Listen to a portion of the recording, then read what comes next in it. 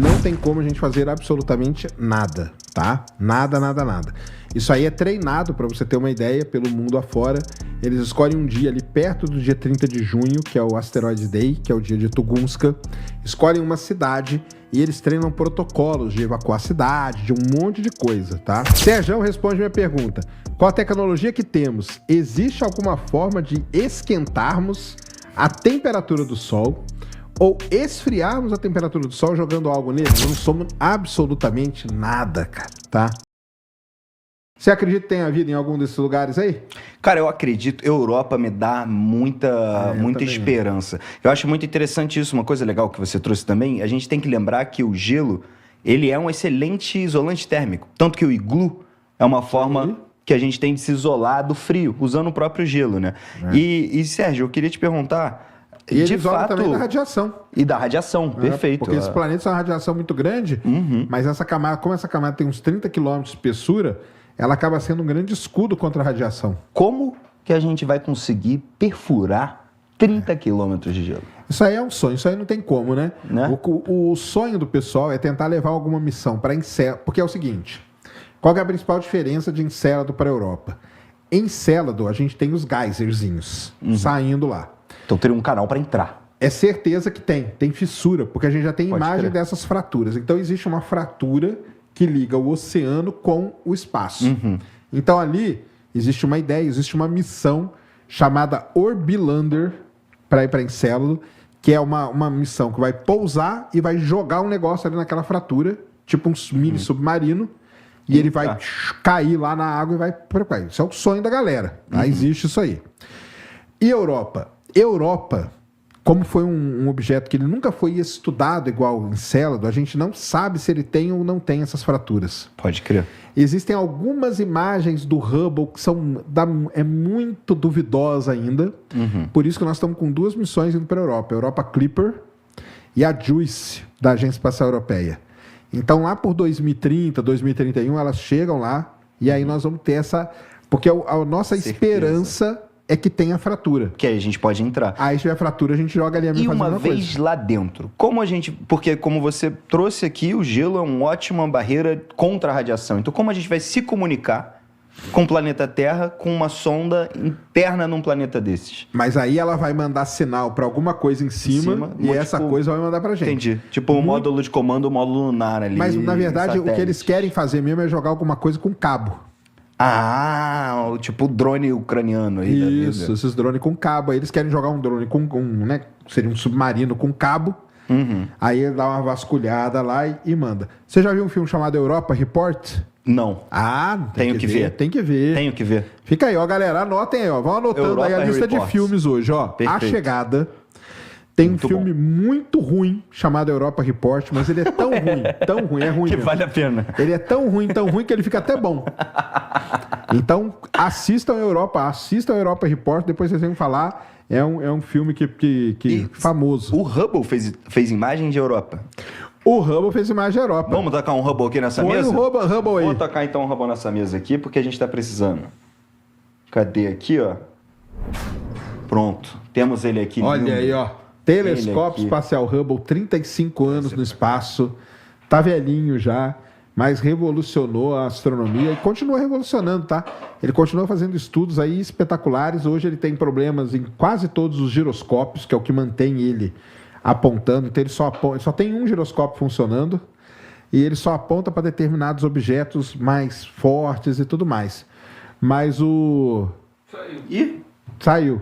Foi embora. Hubble! O que houve com o nosso Hubble, cara? Tá aqui de novo. Aí, ó. Mas com um giroscópio é muito interessante, né? Porque você precisa de um cálculo muito... Você só tem um eixo de controle, basicamente. Só tem um eixo, então por isso que ele não apoia. Ele aponta só para coisa que é muito forte, que ele não precisa ficar muito tempo captando luz. O que o Hubble tem a ver com vida, né? O Hubble, ele não é um descobridor de exoplaneta. Perfeito. Mas ele foi a primeira vez que a gente conseguiu fazer a gente chama de espectroscopia por transmissão, que é quando um planeta passa na frente da estrela e a luz da estrela, quando ela passa pela atmosfera, ela se decompõe e o Hubble tem um espectrômetro que a gente consegue usar para estudar. E o Hubble, como o Hubble ele vê do ultravioleta, luz visível e o comecinho do infravermelho, ele na verdade é o único instrumento que a gente tem que tem o espectrógrafo ultravioleta. E isso é muito bom para estudar alguns exoplanetas. Total. Então, tá aí o grande telescópio espacial Hubble aí. O sonho é que tragam ele pra gente colocar ele no museu, porque ele tá velho. Isso é incrível. Ele nasceu míope, não é verdade? Não tem isso? Nasceu míope, ele foi embora, ele míope. foi. Não testaram Nasceu míope, esqueci do microfone. O espelho dele da maneira correta quando ele subiu. Aliás, foi quando a NASA quase acabou, né? A NASA quase acabou por causa disso. Tiveram que ir lá. Para mim, uma das missões mais incríveis que é consertar alguma coisa em órbita assim Não, então, mas é engraçado do Hubble, cara, é porque é o seguinte, ele tem esse formato aí e tudo mais, ele foi feito para ser atualizado. Quando ele foi feito, ainda existiam os ônibus espaciais. Então, qual que era a ideia? De tempo, o Hubble seria um instrumento para durar para sempre. Porque de tempos em tempos a gente subiria lá e trocaria os instrumentos dele. Parece uma geladeira. Cada instrumento dele parece uma geladeira. Então você tira uma geladeira e põe uma nova. Só que o ônibus espacial acabou. E aí a gente não consegue mais ir. Mas quando o Hubble subiu, ele subiu com esse problema no espelho. Foi terrível. Aí uma senadora americana famosíssima chamada Barbara Mikulski, que salvou, ela é considerada a salvadora do Hubble, porque ela conseguiu grana e convencer todo mundo que a gente tinha que subir lá e arrumar o Hubble. Isso, aliás, traz uma coisa, porque o Hubble, ele tem, para mim, as fotos mais lindas e... Vou até tirar ele aqui, para trazer o outro depois. Maravilha. Mas o Hubble, ele tem fotos lindas e ele traz uma coisa que eu acho fantástica, Sergião, que é o seguinte: o céu à noite deveria ser claro pra caramba. Tanto o céu quanto o dia, assim. O sol, ele seria quase invisível perto da quantidade de estrela que está em volta da gente. Né? Em volta da gente não, a quantidade de estrela que tem no universo. Só que o que faz a gente não enxergar essas estrelas é justamente o redshift, né? A mudança para o infravermelho que a gente tem justamente pela expansão do universo, que inclusive é com a constante de Hubble. Posso estar falando besteira? Perfeito, né? Então, assim, é muito interessante que era pra gente ver, porque a gente olha pro céu à noite e a gente vê meio gato pingado de estrela. Eu acredito que a gente só vê estrelas da nossa galáxia, uma ou outra galáxia, talvez, Andrômeda. É isso mesmo. Né? Isso aí é um paradoxo famosíssimo na cosmologia. Né? Chama paradoxo de Ober. Olha aí. Foi o cara que criou. Aliás, qualquer um que fizer qualquer curso de cosmologia, a primeira aula é o paradoxo de Ober. O paradoxo de Ober é isso. Se cada estrela do universo ela é um sol, por que a noite é escura? Exato. A noite era para ser mais clara que o dia. Que o dia era para ser uma coisa claríssima. Aliás, excelente corte, né? A noite era para ser mais clara que o dia. A noite era para ser mais clara que o dia. Isso é chamado paradoxo de Ober, que é o início da cosmologia. Por quê? Várias pessoas, durante muitos e muitos anos, tentaram explicar esse paradoxo e não falharam. E a única maneira de explicar ele foi quando vieram com a ideia do universo expansão. Entendeu? Então, ou seja, o universo está expandindo, as estrelas estão indo embora, até que fica infravermelho. Infravermelho a gente não vê. E, além do mais, tem estrela que a luz dela nem chega aqui. Então... Que é um efeito Doppler da luz, dá para botar Doppler, assim. Exatamente. Né? Da luz, das ondas de luz. Assim. Então, pra gente é invisível, mas a gente tem instrumento que consegue enxergar. E graças a isso a gente consegue estudar corpos celestes a distâncias incríveis da gente, né? Isso é muito legal, cara. Vai lá. Fala, professor. Boa noite. Sérgio, uma dúvida sobre o 3i Atlas. Imaginemos que exatamente da mesma forma ele entrou no nosso campo de visão e a gente está acompanhando a trajetória dele pelo sistema solar. Digamos que com o mesmo tempo aí, alguns meses, que é o ponto que ele vai passar mais próximo da Terra, fosse uma rota de colisão com a Terra. Teríamos tecnologias de alguma forma para evitar, minimizar os riscos? O que aconteceria? Hoje não, cara. Tá? Hoje não teríamos tecnologia nenhuma. Se qualquer objeto vem em rota de colisão com a Terra no dia de hoje, não tem como a gente fazer absolutamente nada, tá? Nada. Isso aí é treinado, para você ter uma ideia, pelo mundo afora. Eles escolhem um dia ali perto do dia 30 de junho, que é o Asteroid Day, que é o dia de Tunguska. Escolhem uma cidade e eles treinam protocolos de evacuar a cidade, de um monte de coisa, tá? Então... Assim, hoje nós não temos tecnologia. Se ele viesse na nossa direção, já é, Elvis. Tá? A gente não tem uma sonda que se chocou contra um... Então, mas aquilo lá foi um experimento, né? Para ver se era possível brincar. É possível, né? A gente conseguiu cineticamente mexer com um objeto desse, só que é um teste aquilo lá, né? E teve anos de preparação para fazer uma coisa dessa, não é assim, né? Exatamente. Porque assim, se a gente detectar, é capaz de ter dias, né? Isso. Ou meses, né? Pelo menos. Mas isso mesmo aí. Assim, é tempo curto para uma missão desse tipo. Júlio César mandou cincão. Onde você faz o corte? Onde você faz o corte de vida inteligente? Eu acho que peixe... então vamos lá.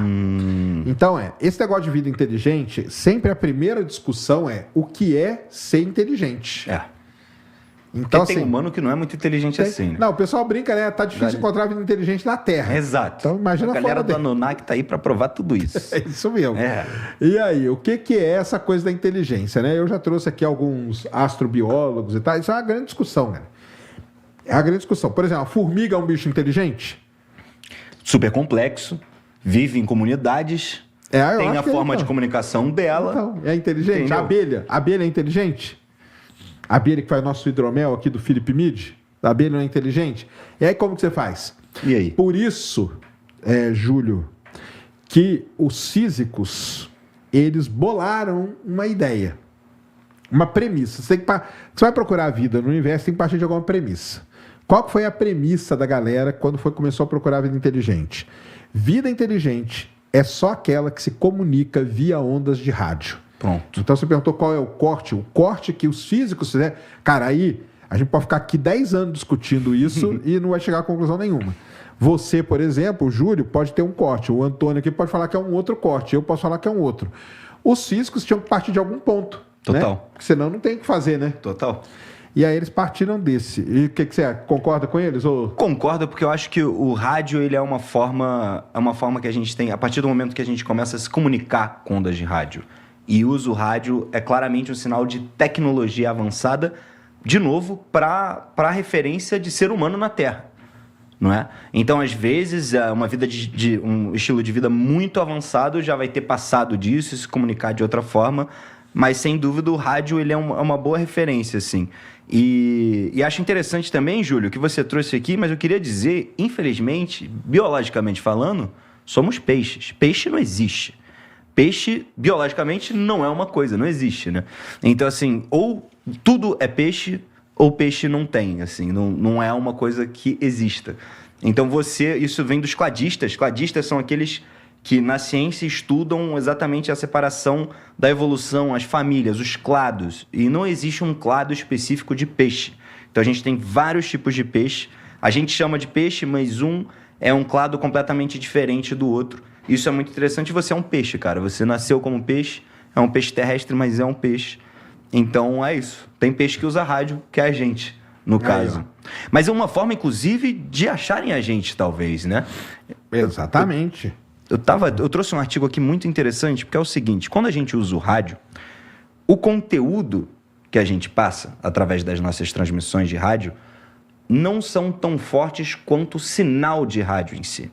Então, é como se o que eu uso para sintonizar, eu estou simplificando muito, tá? Mas o que eu uso para sintonizar na rádio é como se fosse um trem, ele sim tem um sinal forte, mas o conteúdo da rádio, a música que estão me passando, é como se fosse o carvão naquele trem. Então, essa informação se perde muito rápido. Eu trouxe um artigo aqui que tenta calcular. Então, assim, um alienígena procurando sinal de rádio, além da interferência gigantesca de várias outras fontes de rádio que estão gritando pelo universo, né? Que a gente tem diversas outras fontes de rádio não naturais, naturais. Tem as FRBs, por exemplo, as explosões de onda de rádio. E antes até de você falar disso, tem um negócio muito interessante. A primeira transmissão de rádio foi em quando aí? Uns 200 anos atrás? Por aí. Então quer dizer que esse sinal, ele chegou só a 200 anos-luz de distância. Que não é nada. Não é nada. E aí, uma conta eu nunca fiz não, mas um negócio que depois tem que procurar é o seguinte, quantas, assim, estrela vai ter bastante, num raio de 200 anos-luz, mas quantas delas têm planetas e tudo mais.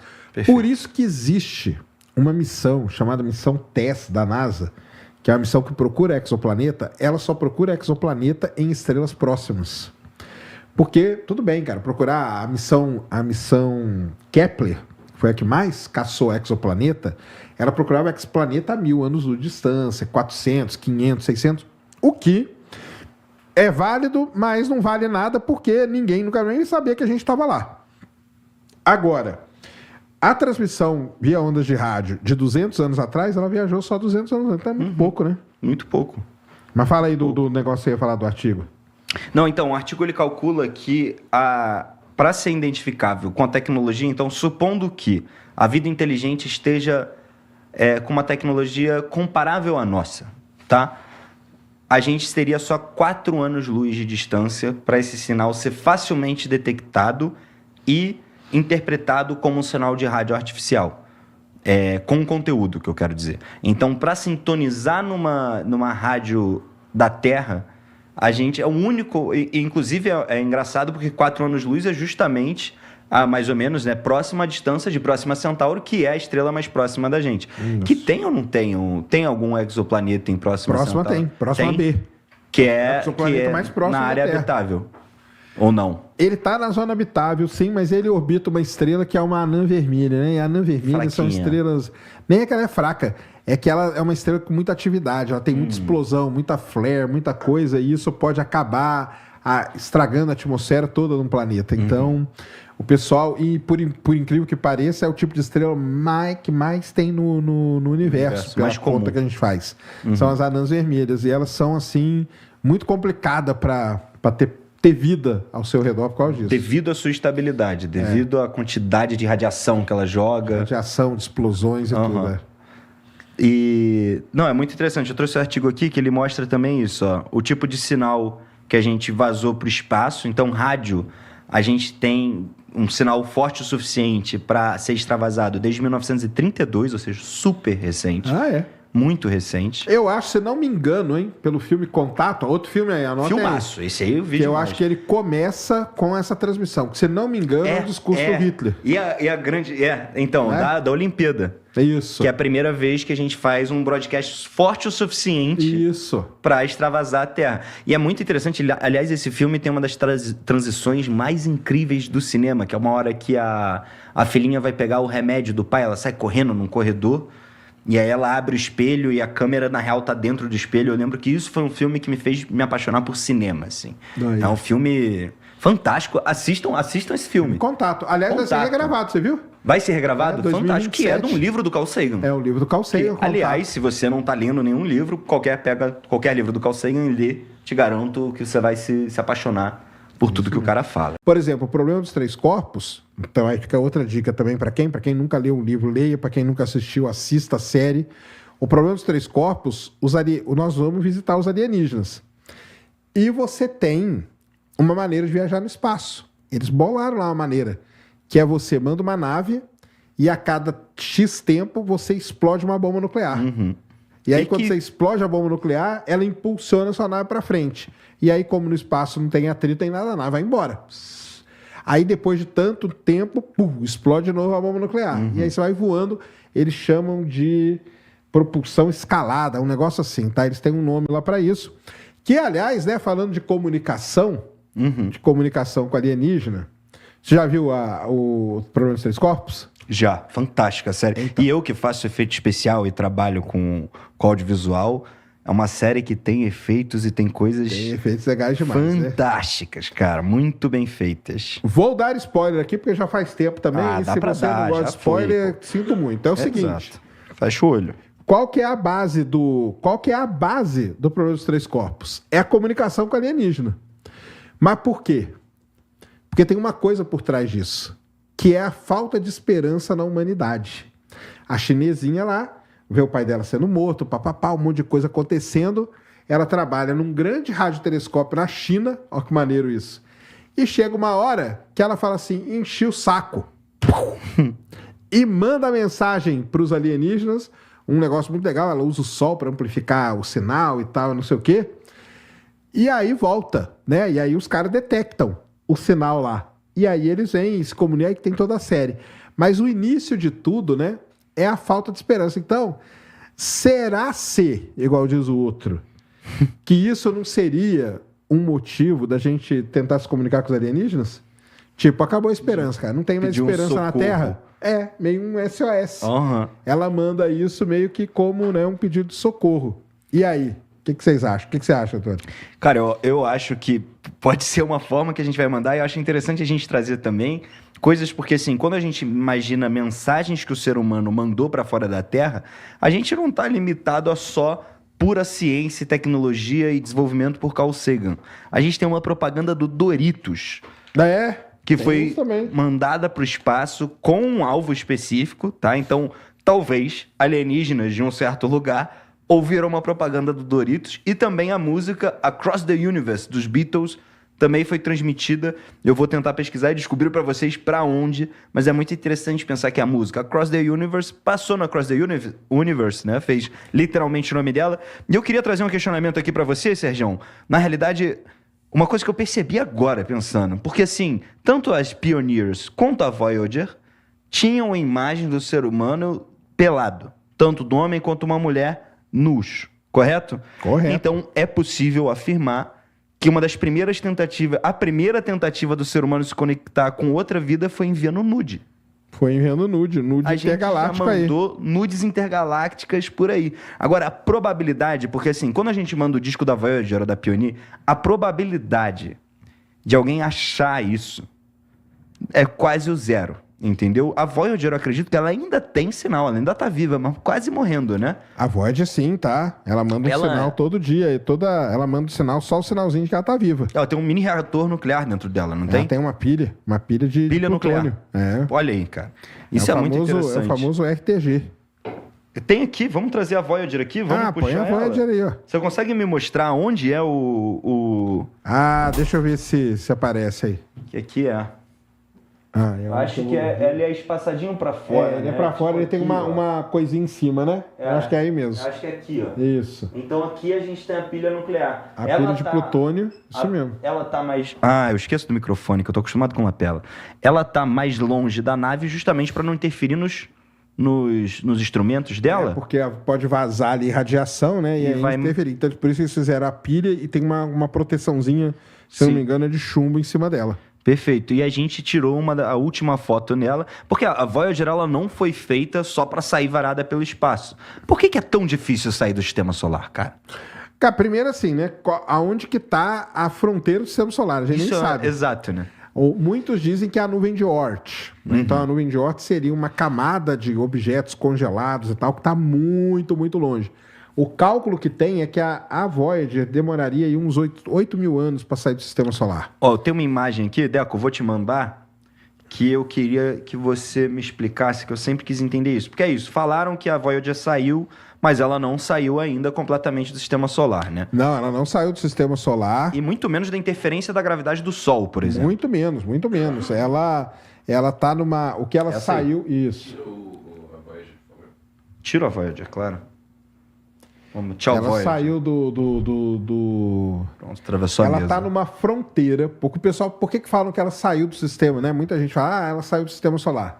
Por conta disso aqui, ó. Ela saiu... Ela tá numa região onde... É melhor... Coloca a segunda imagenzinha aqui, ó. Pronto. Que é melhor da gente ver, ó. Isso. Perfeito. Então, aonde que ela tá? Ela está num ponto em que ela está, neste momento, recebendo mais partículas do meio interestelar, que a gente fala, do que do Sol.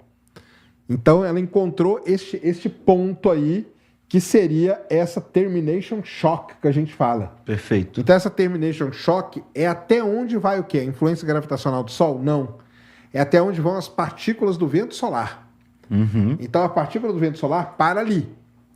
Então, nesse ponto em que a Voyager está hoje, ela está numa zona de transição, só que o sensor dela recebe hoje mais partículas vindo do meio interestelar do que do Sol. Só que ela não saiu do sistema solar, ela não saiu nem da heliopausa, que é essa outra camada aqui. A heliopausa é uma outra região também, onde você tem interferência gravitacional. A interferência gravitacional do Sol, na verdade, vai até a nuvem de Oort, que são objetos que orbitam o Sol. Então, ela não, tecnicamente, ela não saiu do sistema solar. Ela saiu simplesmente dessa termination shock aqui, que é onde o efeito do vento solar até onde ele vai. Então ela está vendo mais para fora do que o Isso, efeito ela está recebendo mais interno ali, partícula, né? de fora do sistema solar. Exatamente. E vem cá, a Voyager, ela foi uma missão que inclusive fez a gente entender um pouco, porque tem essa deformação, né, elíptica aqui da... Ah, sim, ela, por ela ter passado por tudo isso e tal, ela ajudou demais a gente entender a forma da heliopausa, da heliosfera e tudo mais, exatamente. E por que que a gente tem isso? Você sabe me dizer? Isso é O quê? Por que parece como se fosse... tivesse... Eu sempre fujo do microfone, eu não tô sabendo lidar com isso aqui. Tipo, parece que como se fosse... Quando eu imagino... Peraí que eu vou pensar um pouquinho melhor antes de falar. Pronto. Me lembra muito o campo eletromagnético da Terra. Ah, sim, lembra? Entendeu? É que é como se fosse um escudo, né? Então, por exemplo, esse Mas escudo isso é de aí, radiação da nossa cósmica, galáxia. da radiação cósmica. Protege a gente, é uma proteção que já existe no próprio sistema solar. Fantástico. O Sol tem um campo magnético gigantesco, esse campo magnético ele perturba tudo isso e acaba protegendo, e o Sol tem a força gravitacional dele que atinge até a nuvem de Oort. Então, assim, tecnicamente falando, a Voyager só deixaria o sistema solar quando ela atravessasse a nuvem de Oort. Só que isso é uma coisa para milhares de anos. Então, A gente não vai estar aqui. Provavelmente nem ela vai conseguir deixar crer. essa região. Mas ela está numa região importante de transição e ela ajuda a gente a entender demais como que é a forma disso, como que são as propriedades aqui, para a gente entender até onde vai, no caso aqui, o efeito do vento solar. Tá? E é muito doido pensar porque o Sol ele tá a 8 minutos-luz de distância da gente. Isso. Né? A Voyager ela tá Um dia-luz. Um dia-luz. É mais ou menos um dia-luz. Ela tá... Se você manda o sinal para ela, o sinal demora um dia para chegar. Ou seja, você manda um oi, você só vai receber o oi de volta 2 dias depois. 2 dias depois, que é um para ir, um para voltar. Tem, e assim... tem um lugar aqui que eu falo aqui, eu vou ver aqui, ó, exatamente onde que ela tá. Perfeito. Liga para ela.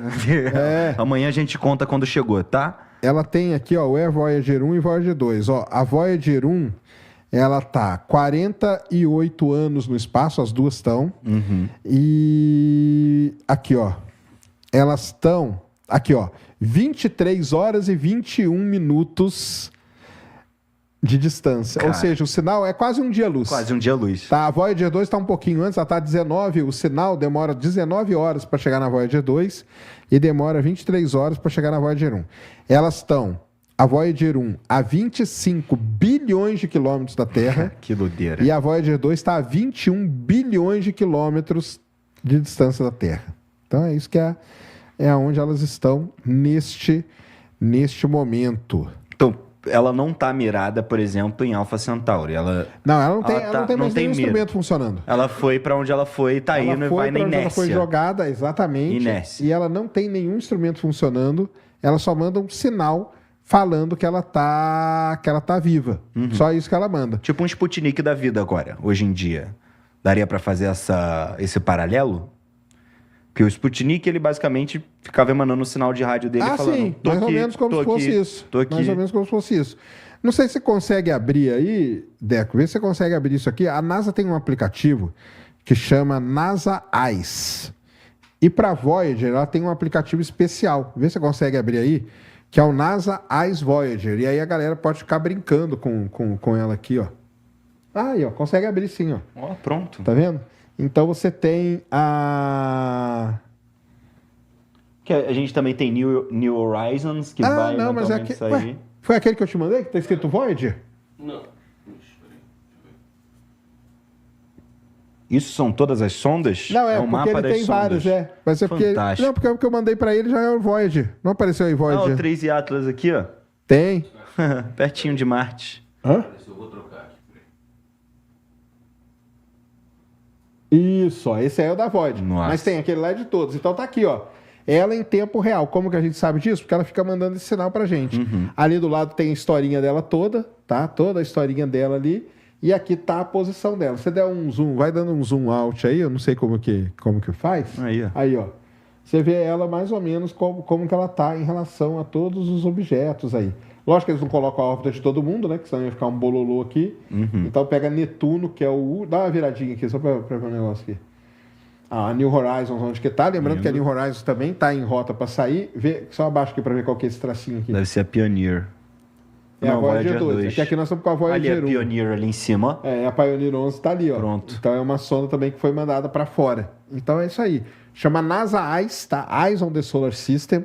Fantástico. Você baixa aqui no computador, ele roda aí no navegador e você fica brincando. É muito legal, tá? Muito legal. E aqui em tempo real, ó. 11h30 da noite, no dia 23 de setembro. Você deixa aí ligadinho e vai, ó. Tá? Cara, fantástico, fantástico. E ela, para sair do sistema solar, ela teve que usar assistência gravitacional, né? Qual o nome disso, exato? Assistência. É isso assistência mesmo. gravitacional mesmo. Na verdade, a missão dela é estilingada gravitacional. Fantástico isso. A missão dela só existe por conta de um alinhamento raríssimo que aconteceu. Por que ela foi mandada naquele dia, naquela hora? Para pegar o alinhamento. Então, nós mandamos ela chegou em Júpiter. Júpiter estilingou ela, a Voyager 2, né? Estilingou ela para Saturno, Saturno estilingou ela para Urano e Urano estilingou ela para Netuno. Por quê? Porque ela aproveitou um alinhamento cósmico. Fantástico. Os planetas iam estar todos alinhados, então ia ser essa estilingada. Uhum. A Voyager 1, ela foi para Júpiter, Saturno e aí saiu fora do sistema solar. Lembrando que, nesta época, pessoal, Pioneer 10 e 11, Voyager 1 e 2, todas as missões eram mandadas em dupla. Por quê? Porque existia a chance muito grande de dar coisa errada em uma. Em duas já era mais difícil. Então eles sempre mandam. Você pegar todas as missões para Marte, Mariner 4 e 5, 6 e 7, 8 e 9 e assim vai. Pioneer 10 e 11, Voyager 1 e 2. Os rovers que foram para Marte, o Opportunity e o Spirit. Por que foram dois? Porque um podia dar errado. Uhum. Só que depois, obviamente, isso se mostrou ser extremamente caro. A NASA tem problema de grana. E aí ficou nessa aí de não mandar mais. Mas é essa que é a história. E a nuvem de Oort, ela é uma coisa, vamos dizer assim, para ser honesto com vocês, ela é algo hipotético, tá? Mesmo porque a gente não tem nenhum sinal da nuvem de Oort, nem nada disso. Mas teve um pesquisador que ele bolou essa ideia. O Jan Oort, em 1950, para poder explicar a órbita de cometas, órbitas longas. A gente tem o Halley, que é 76 anos, mas a gente tem cometa que tem órbita de 10 mil anos. Como que você explica um cometa de órbita de 10 mil anos? Não. E aí ele criou essa camada externa do sistema solar, chamada de nuvem de Oort, é onde residem esses objetos. Sérgio responde minha pergunta. Com a tecnologia que temos, existe alguma forma de esquentarmos a temperatura do Sol ou esfriarmos a temperatura do Sol jogando algo nele? Não tem, cara. Nada. Qualquer bomba, a maior bomba, pega todo o arsenal nuclear da Terra e joga no Sol, não vai fazer nem cócega no Sol. Nem cócega, entendeu? O Sol engole cometas e cometas, cara, durante a vida dele, entendeu? Não faz nada. O Sol é 99,99% da massa do sistema solar. Nós não somos absolutamente nada, cara, tá? Então não tem como a gente fazer nada disso. Beleza? Então vai lá. Tiago Moura mandou R$10. Aproveitando a pergunta sobre universos paralelos, qual seria a possibilidade de aliens ou OVNIs serem terráqueos, mas de outro multiverso? Aí você foi a fundo. Já tá difícil a gente provar o universo. Você quer que eles viajem de um pro outro, né? Aí tá... Cara, é zero. Primeiro, o universo paralelo, galera, não é que existe, não. Existe até a teoria deles está montada, tá? A gente precisa descobrir essas coisas. Igual nós explicamos aqui, física você precisa descobrir. Você precisa observar, experimentar. Senão não vale só o que está escrito. Tem que provar aquilo ali, tá? Então, assim, não tem. Agora, se a gente descobre, isso abriria também, imagina. Muita coisa. Aí que eu tô ferrado com os Anunnaki. Aí já era. Aí vai vir Anunnaki de outro universo. Vai vir de outro universo, eu não tenho o que dizer. Mas é isso, uma coisa muito interessante é você pensar que, tipo, por exemplo, a física, Einstein, ele criou a teoria da gravidade, é ótimo. Ele criou a relatividade e, por exemplo, junto com os cálculos dele, ele previu que o Sol atuaria como uma lente. Ele ia distorcer o caminho da luz, a luz ia fazer uma curva. Se o espaço fosse... Se o espaço ele é deformado pela gravidade, por massa, então a luz ia fazer uma curva. E aí depois, inclusive foi aqui no Brasil, não foi? Aqui no Brasil, em Sobral, a gente conseguiu ver que ele estava certo. Outras são as ondas gravitacionais, que é Hawking, se eu não me engano, que começou com a ideia das ondas gravitacionais. Sim. E a gente teve a prova depois com observação no Leo. Então, assim, é exatamente o que o Sérgio tá falando, gente. A teoria não significa... Eu dei exemplos de teorias que se provaram realidade. Mas, em paralelo a essas teorias, tinham 30, 40 outras que os experimentos falaram, não, tá mais pro que Einstein disse, tá mais pro que Hawking falou, e por isso que Einstein, Hawking é Hawking. Entendeu? Mas eles tinham outras teorias que não deram certo, sabe? E que por exemplo, Einstein estava errado em algumas coisas que ele colocou, que ele tinha certeza que não era, e quando viu, era. Sabe? Então é isso.